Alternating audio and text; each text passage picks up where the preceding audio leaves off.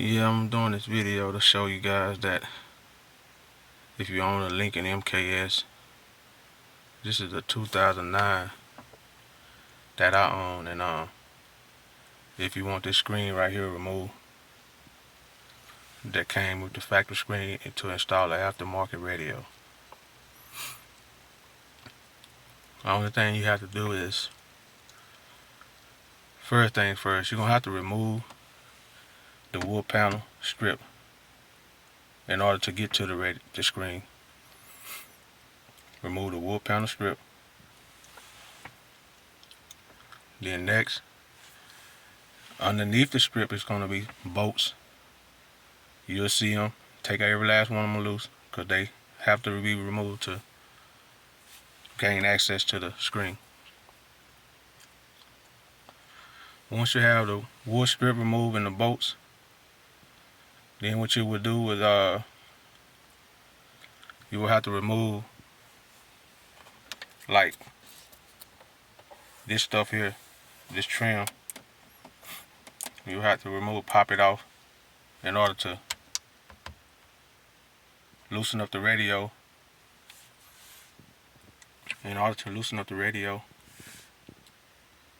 Because all of that plays hand in hand. You have to remove this.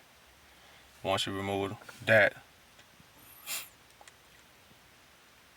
and it have bolts up under there.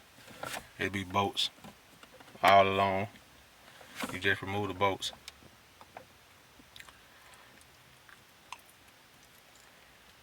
And then you'll be able to gain access to the pull the screen out. And also you will have to, it's a couple bolts like here. It's a couple bolts go there and there. Once you remove that, you will have to take those loose as well. And then it's pretty much self-explanatory. From there, you will just take all bolts loose, remove this panel, pull out the deck, and yeah, that's pretty much it, man. And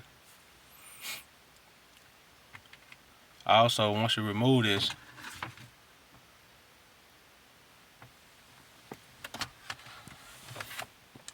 which I ain't gonna take mine loose, but in order to install your aftermarket, you're gonna need this part here, RP4-FD11.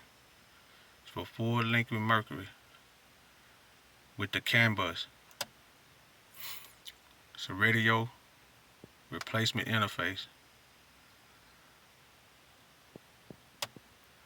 And this if you want to keep your steering wheel controls, your chimes, and your amplified audio system if it's equipped with that, which this car does. So you will need that piece in order to connect, your aftermarket to the steering wheel and everything else to keep it the factory feel. And plus it's gonna come with the connections to hook up from your screen that you unplug from the radio, and you're gonna use those on your aftermarket to hook up to each other. Just plug and play. And pretty much, man,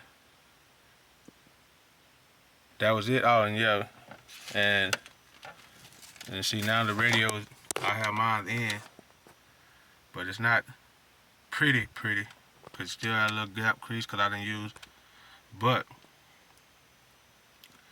it sits in there so tight that you can't even move it out. And what you have to do is, I had to trim some of this stuff on the side just to get it, a nice little fit. But yeah, you can put an aftermarket in there, man. It just take a little work, a little dedication, and this type of stereo is also, it's not the full size stereo. It has the small back, like they're not flat like the front almost. You know, so that'll make it possible to fit in there. Without that, you just get a regular stereo, it would not work at all. It's gonna be too big to fit in there. And you go to stereo places, they tell you they can't modify, they can do this, they can't. And if they do, it's gonna cost you $1,100 to $1,500. I mean, you don't have to do that. But this is what it look like once it's come on, cause this is the Android radio. So you can put your signs in there once you buy that little piece, the little interface thing I showed you.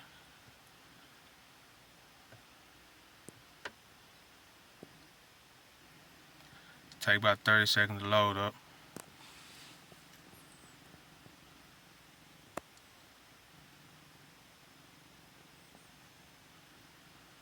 This is the aftermarket radio. When they say it can't be done, it can. You just have to find the right equipment, the right pieces to the puzzle. That show you see volume, everything, all this working with the steering wheel. Yeah, all that's the steering wheel control. Once I hook that little piece up, everything works. And right now I don't have nothing planned because I'm doing the video, but yeah, you can touch on it and go to all your apps and I mean everything, man. You just scroll and go to your settings. You can go to, it come with navigation. I mean, it's powerful. I don't have no problem playing music with it. It sounds good. You got your EQ. You can do all that. Set your speaker up, center your speakers. Like I say, you can change all your car, whatever type of car you have. And pretty much, man, you know, that's it.